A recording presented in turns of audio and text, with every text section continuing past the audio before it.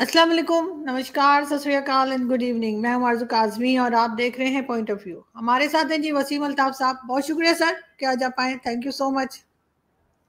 Thank you very much for inviting me جی، بہت مہربانی۔ اور بہت شکریہ سر کہ آپ آئیں، اور ہمیشہ ہی لوگ آپ کو سننا چاہتے ہیں۔ آج ہم ذرا بات کریں گے اسرائیل اور حماس کی۔ 1 سال مکمل ہو گیا ہے 7 اکتوبر کو۔ آپ کیسے دیکھتے ہیں اس پورے 1 سال کو کہ یہ کیسا رہا، کون جیتا کون ہارا، اور آخر یہ سلسلہ جو ہے یہ کہاں جا کر رکے گا؟ دیکھیے جی، سچی بات یہ ہے کہ جنگ میں ہار جیت نہیں ہوتی، جنگ میں صرف تباہی ہوتی ہے، اور جنگ میں معصوم لوگ مارے جاتے ہیں، نقصان ہوتا ہے، اور الٹیمیٹلی جنگ کوئی ایسی چیز نہیں ہے کہ جس پہ آپ خوشیاں منائیں کہ جی ہم نے دشمن کو ہرا دیا یا ہم نے جنگ جیت لی۔ جنگ بہرحال ایک ایسی چیز ہے جو کہ انسانیت کو، انسانوں کو، معصوم لوگوں کو ڈیمیج کرتی ہے، نقصان پہنچاتی ہے، تباہی لے کے آتی ہے۔ اب بات یہ ہے کہ یہ فلسطین کا مسئلہ بڑے عرصے سے چل رہا تھا، اس میں ایک عرب پوائنٹ آف ویو ہے، ایک پیلسٹینین پوائنٹ آف ویو ہے، ایک اسرائیلی پوائنٹ آف ویو ہے، تو وہ تو بڑی لمبی چوڑی بحث ہے، اس میں ہر ایک کے پاس دلائل ہیں دینے کے لیے۔ لیکن اس کو ایک سائیڈ پہ رکھتے ہوئے ہم یہ دیکھتے ہیں کہ یہ سارا معاملہ شروع کیسے ہوا۔ یہ شروع ہوا 7 اکتوبر 2023 کو، جب حماس نے ایک اٹیک لانچ کیا اسرائیل پہ صبح 6:30 بجے۔ لوگ سو رہے ہوتے ہیں، عام طور پہ چھٹی بھی تھی اس دن، الرٹ بھی نہیں تھا کوئی اس قسم کا، اور انہوں نے اٹیک کیا۔ انہوں نے 3000 کے قریب راکٹ فائر کیے، اور اس کے بعد پھر یہ غزہ سے اسرائیل میں داخل ہو گئے۔ کچھ تو جو زمینی کچھ راستے تھے وہ انہوں نے ایک دیوار بنائی ہوئی ہے، اس کو توڑ کے وہ انٹر ہوئے، کچھ پیرا گلائڈر سے آئے، اور انہوں نے وہاں پہ آ کے اسرائیلی جو سیٹلمنٹس تھیں وہاں پہ، ان کے کبوتس ہیں، کمیونٹی لیونگ ہے، اس میں لوگ رہتے ہیں، عام شہری رہتے ہیں وہاں پہ، اور 1200 اسرائیلیز کو انہوں نے وہاں پہ مار دیا، اور اس میں معصوم شہری تھے، اس میں بوڑھے تھے، اس میں بچے تھے، عورتیں تھیں، اور کوئی 250 کے قریب لوگوں کو اغوا کر کے وہ وہاں سے لے گئے۔ تو یہاں سے جنگ کا آغاز ہوا، اور اسرائیل ایک چھوٹا سا ملک ہے، 96-97 لاکھ کی آبادی ہے، اور اس میں اگر 1200 لوگ یعنی مارے جاتے ہیں مثال کے طور پہ، تو یہ بہت بڑا ایک لاس ہے، بہت بڑا ایک نقصان ہے۔ تو اسرائیل نے پھر ریٹیلیٹ کیا، اور اس ریٹیلیشن کے نتیجے میں انہوں نے پھر ایک گراؤنڈ انویژن کی غزہ پہ، اور اپنی جو ان کی ایئر فورس ہے اس کے ذریعے انہوں نے وہاں پہ جو ٹارگٹس تھے ان کو وہاں پہ بامبس پھینکے، ان کو ٹارگٹ کیا، اور یہ سلسلہ رکا نہیں، یہ پھر چلتا رہا۔ یہ غزہ میں تقریباً 20 لاکھ لوگ رہتے ہیں، جن میں سے 1.9 بلین یعنی 19 لاکھ لوگ جو ہیں وہ ڈسپلیس ہو گئے، اور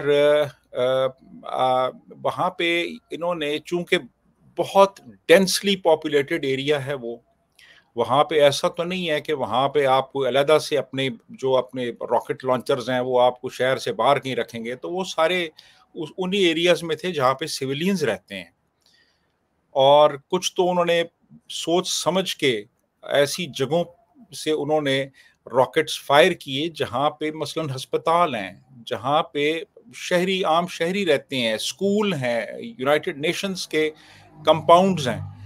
تو وہ پھر جب اسرائیل نے ہٹ بیک کیا تو کولیٹرل ڈیمیج ہوا اس سے، اور کافی معصوم جانیں بھی اس میں گئیں، اور یہ جو سلسلہ ہے یہ جاری رہا اور جاری ہے ابھی مکمل طور پہ انہوں نے غزہ کو وہ وہاں سے اپنا آپریشن کمپلیٹ نہیں کیا۔ مین وائل نارتھ سے جو حزب اللہ ہے، جو لبنان بیسڈ ایک آرگنائزیشن ہے، ملیٹنٹ آرگنائزیشن ہے، انہوں نے بھی وہ پہلے چھوٹے موٹے اٹیکس کرتے رہے، پھر انہوں نے بڑے اٹیکس کیے، تو پھر اسرائیل نے ان پہ بھی اٹیک کیا. تو ابھی اس وقت یہ ہے کہ ابھی وہ حزب اللہ کے ساتھ بھی وہ لڑ رہے ہیں, وہ حماس کے ساتھ بھی لڑ رہے ہیں غزہ میں, وہ ہوتھیز جو ہیں یمن کے ان سے بھی لڑ رہے ہیں, وہ جو Iran backed militant group Syria میں ہیں وہ ان سے بھی لڑ رہے ہیں, کچھ عراق میں بھی ہیں ان سے بھی ان کی لڑائی ہے, اور ایران سے بھی ہے. ایران نے وہاں پہ ابھی ریسنٹلی 281 میزائلز فائر کیے, اور اب اسرائیل نے وہاں پہ اب جوابی حملہ کرنا ہے, انہوں نے کہہ دیا ہے, اور وہ کسی وقت بھی کر سکتے ہیں. تو جنگ جو ہے وہ ایک چھوٹے ایک ایریا سے شروع ہوئی جو کہ اب پورے مڈل ایسٹ میں پھیل چکی ہے. تو یہ اس کا بیک گراؤنڈ ہے جی, اور وہ چل رہا ہے بالکل. لیکن سر اس میں آپ کیا سمجھتے ہیں کہ اصل غلطی کس کی ہے؟ حماس کی ہے جس نے سب سے پہلے اٹیک کیا تھا, یا اسرائیل کی ہے جو کئی ہزار لوگ مارنے کے بعد بھی رک نہیں رہا, اور باقی جو بڑی کنٹری پاورفل کنٹریز ہیں وہ اس میں کیا رول پلے کر رہی ہیں؟ دیکھیے بات یہ ہے, ذاتی طور پہ اگر آپ میرے سے پوچھتی ہیں تو میں اس سارے سانحے کا ذمہ دار حماس کو سمجھتا ہوں. انہوں نے ایک اٹیک لانچ کیا اور معصوم شہریوں کو انہوں نے ٹارگٹ کیا. جب آپ معصوم شہریوں کو ٹارگٹ کرتے ہیں دنیا میں کہیں بھی تو آپ جو آپ کی ایک مورل جو سٹینڈنگ ہے وہ آپ لوز کر دیتے ہیں. مورلی اب آپ بہت ویک وکٹ پہ آ گئے ہیں, کیونکہ آپ نے معصوم لوگوں کو مارا ہے, آپ نے عورتوں بچوں کو مارا ہے, اور آپ عورتوں بچوں کو اغوا کر کے وہاں سے لے گئے ہیں. اور وہ جو ویژولز ہیں, وہ جو آپٹکس ہیں, وہ پوری دنیا نے دیکھے ہیں, وہ چیزیں پوری دنیا نے دیکھی ہیں اپنی آنکھوں سے. میں نے اور آپ نے بھی دیکھا ہے کہ وہاں پہ کیا ہوا, جس طریقے سے معصوم شہریوں کو مارا جا رہا تھا.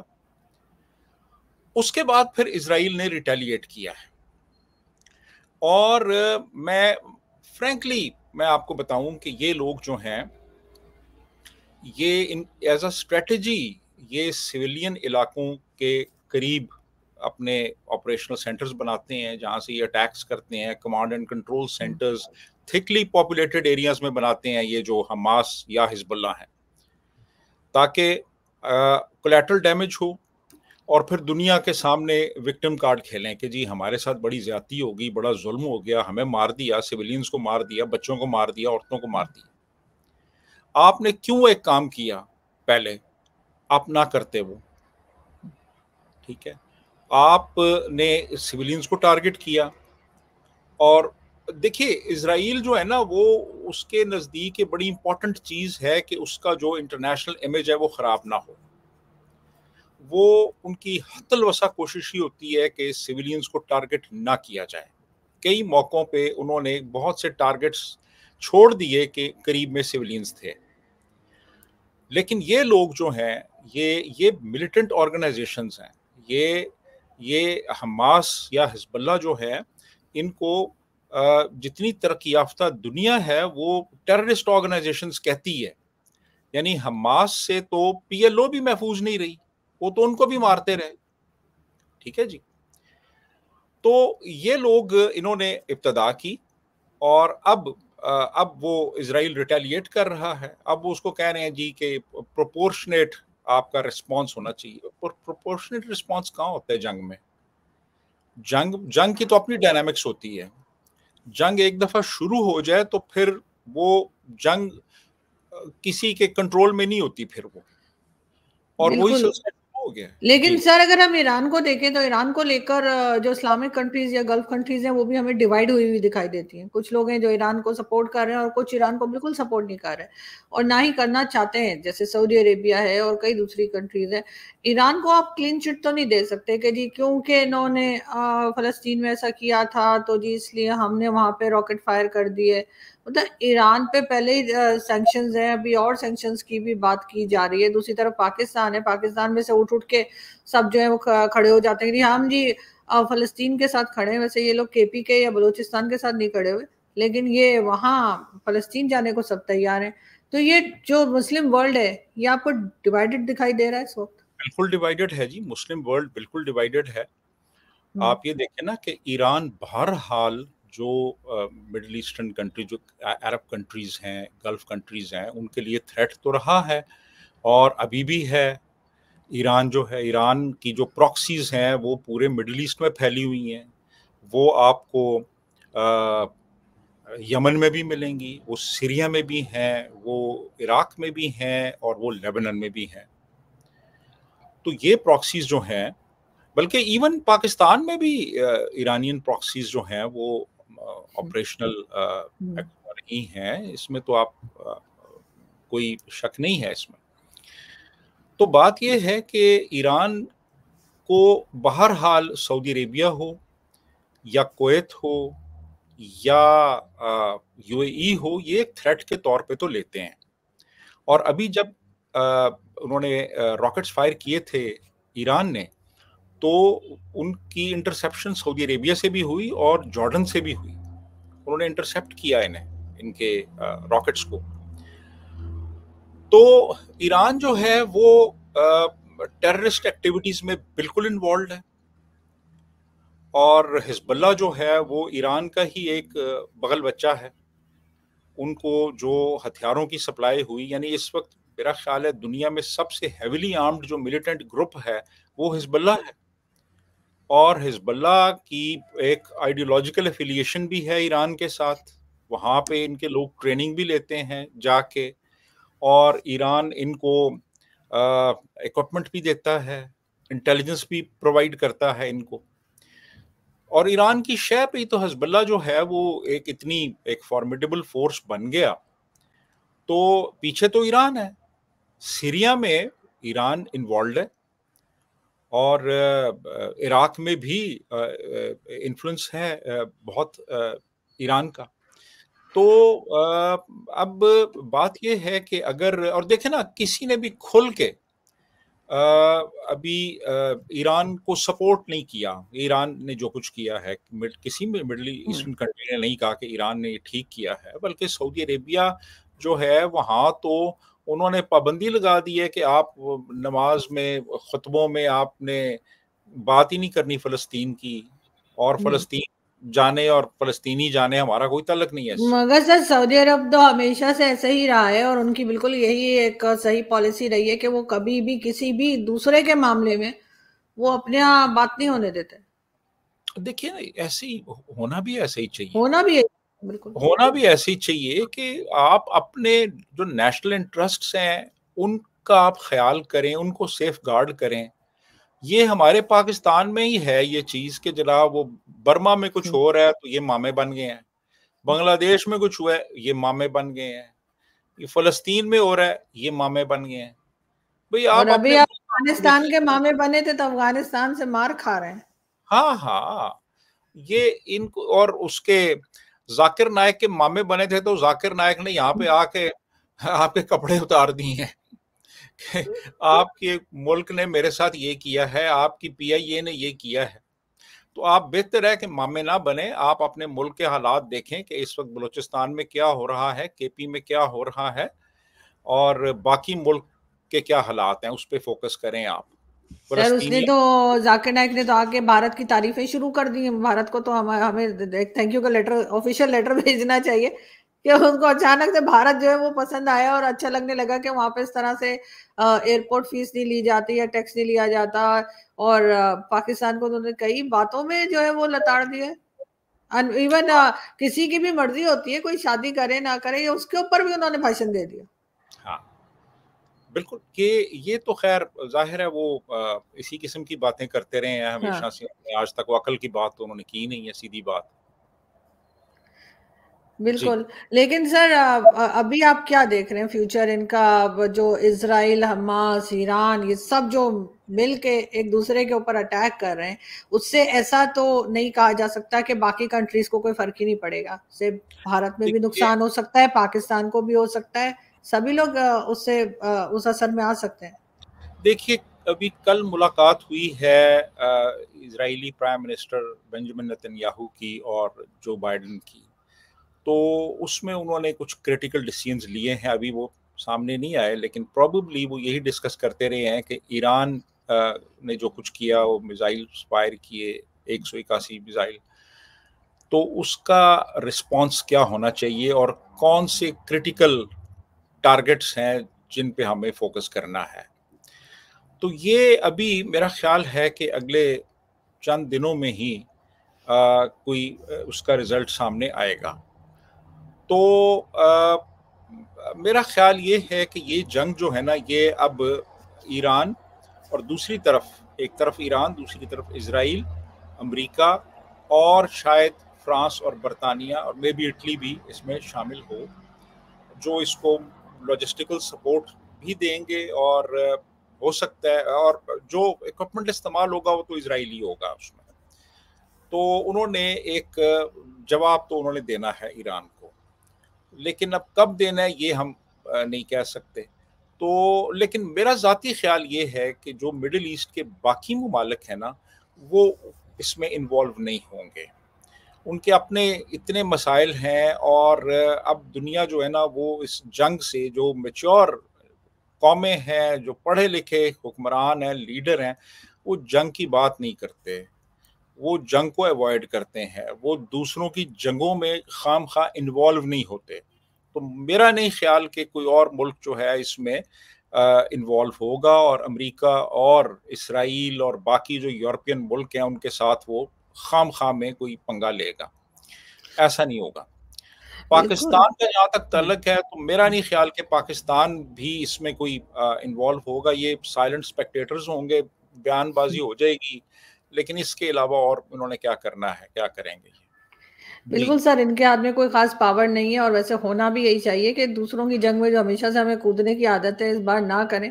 لیکن سر جاتے جاتے لاسٹ میں یہ ضرور پوچھوں گی، آج جو ہے وہ سعودی ڈیلیگیشن کل پہنچا ہے 130 لوگ لے کر، اور وہ ہوپفلی آپ نے وہ نیوز بھی دیکھی ہوگی، اور کہا یہ جا رہا ہے $2 بلین جو ہے اس کی انویسٹمنٹ کی جائے گی. تو 130 لوگ لے کر آ گئے سر، کیا مطلب کون سی دعوت چل رہی ہے آپ کے یہاں؟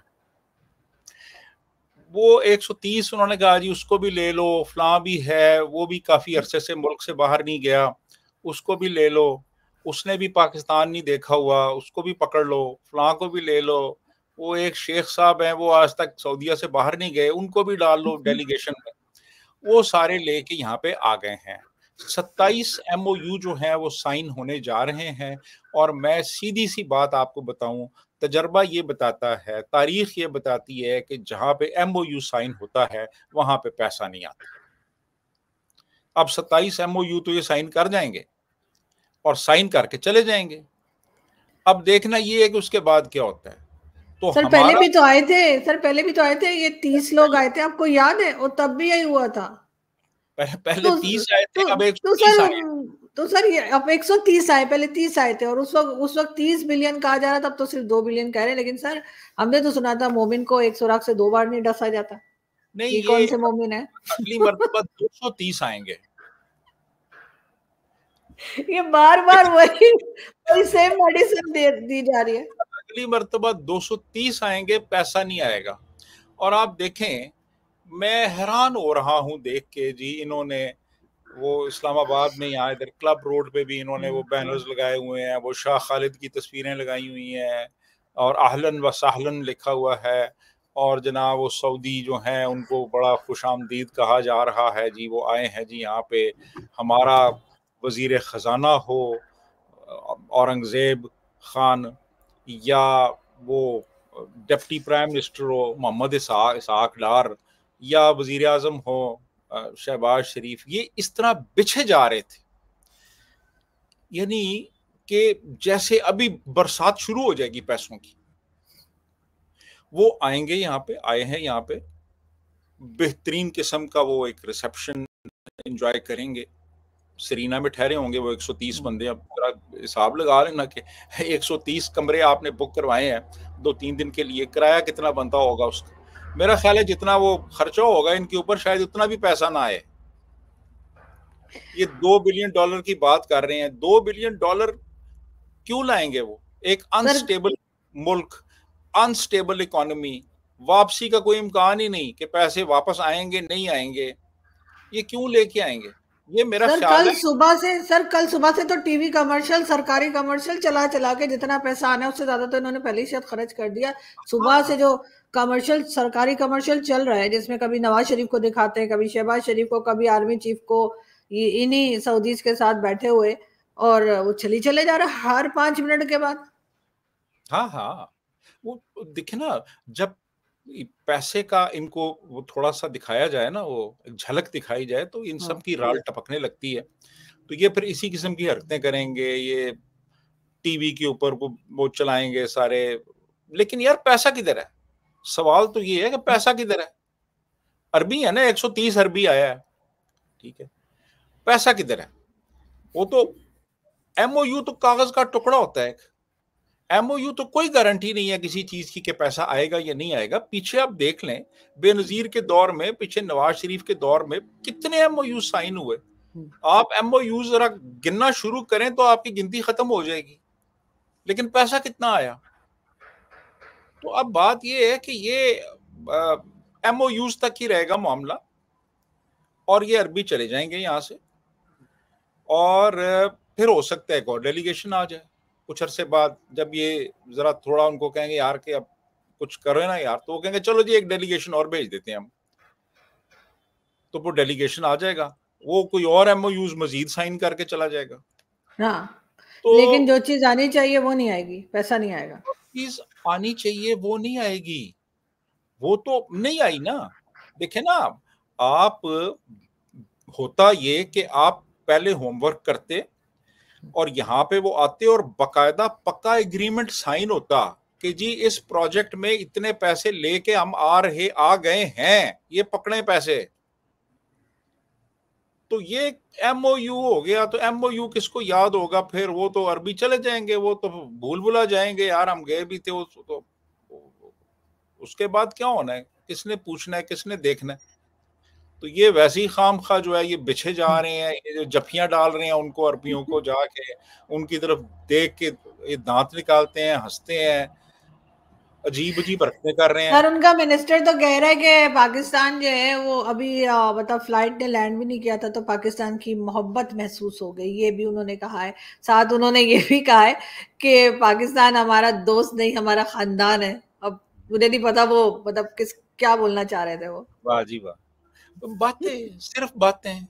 وہ جیسے وہ چین پہاڑوں سے اونچی، سمندروں سے گہری، شہد سے میٹھی، پاک چین دوستی، اس طرح کی باتیں. ہم نے ان کا جو پروجیکٹ ہے سی پیک، وہ اسی سمندر سے گہرے میں ڈبو کے ان کو مار دینا ہے ہم نے چائنیز کو. سمجھ ہی نہیں لگنی کہ ہوا کیا ہے. ایسی. تو میرا خیال ہے کہ تھوڑا سا ان کو میچور ہو جانا چاہیے، اور اگر آپ نے باقی انویسٹمنٹ لے کے آنی ہے تو پکا کام کریں، پہلے ہوم ورک کریں. پہلے آپ جن پروجیکٹس پہ وہ پیسے لے کے آ رہے ہیں اس پہ پکا ایگریمنٹ کریں ان کے ساتھ، اور وہ پیسے لائیں اور دیں اور کام شروع ہو. ایم او یو تو ہو گیا، ایم او یو سائن ہو گیا، کیا ہے وہ کاغذ کا ٹکڑا ہے، وہ ختم ہو گئی کہانی. تو یہ بس ایسے ہی کرتے آ رہے ہیں، ایسے ہی کرتے رہیں گے. اپنا جو پیسہ مطلب خود ہی خرچہ کر رہے ہیں جو آ رہے ہیں ان کو کھلانے پلانے میں، لیکن ملنا ملانا کچھ نہیں ہے. نہیں، آئی ڈونٹ تھنک سو. بالکل جی. سعودی بڑے ہوشیار ہو گئے ہیں، بڑے چالاک ہو گئے ہیں. وہ ان کو پتا ہے کہاں پہ انویسٹ کرنا ہے، کہاں نہیں کرنا. وہ سڈنی ایئرپورٹ لے لیں گے، وہ ہیتھرو لے لیں گے. وہ ادھر آپ کا کیا خیال ہے یہاں پہ آ کے وہ ادھر یہ اسلام آباد ایئرپورٹ لیں گے جہاں پہ کوئی فلائٹ ہی نہیں آتی کوئی؟ 3 جہاز کھڑے ہوتے ہیں وہاں پہ ٹوٹل. آپ ویران جگہ ہے وہ، وہاں پہ نہ کوئی آتا ہے نہ جاتا ہے. وہ یہ لیں گے وہ آ کے. تو یہ اس طرح کی خام خیالی اور یہ لوگوں کو بہلانا اور نعرے مارنے اور یہ ہو گیا وہ ہو گیا، کچھ بھی نہیں. میں آپ کو سچی بات بتائیے، میں جو فیل کر رہا ہوں وہ میں آپ کو بتا رہا ہوں کہ یہ ایسے ہی ہے. بالکل نہیں سر، آپ بالکل ٹھیک کہہ رہے ہیں، ایسا ہی لگتا ہے. لیکن کیا کریں، ہماری جو گورنمنٹ بھی آتی ہے وہ لوگوں کو اسی طریقے سے ٹوپی ڈرامہ کرتی رہتی ہے اور آخرکار چلی جاتی ہے. لیکن بہرحال ان سب نیوز کے اوپر ہماری نظر رہے گی. بہت شکریہ کہ آج آپ نے جوائن کیا. Thank you so much. Thank you.